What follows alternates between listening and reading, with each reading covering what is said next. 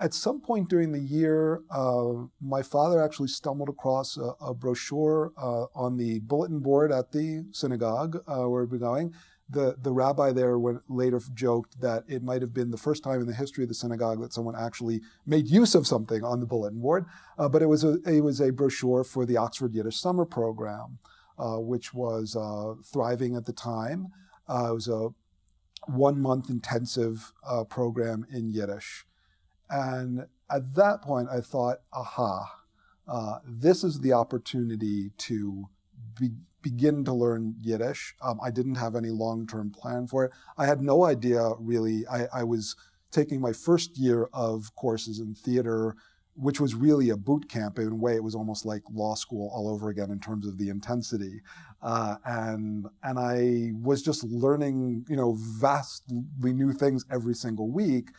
But it was an opportunity to just go and spend some time studying Yiddish. And so I went off and was absolutely bitten by the bug. It did something to me.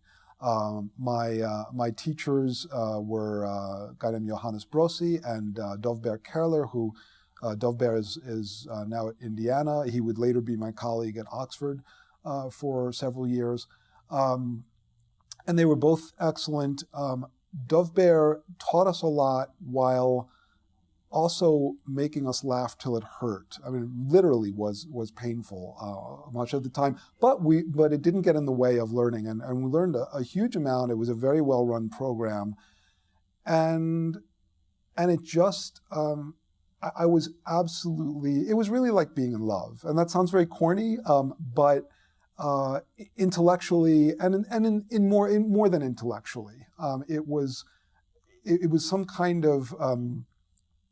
I would say almost a kind of Jungian, it felt at the time like a sort of Jungian connection to something that I would tapped into that was connecting to my ancestry. And I felt very emotionally invested in it right away.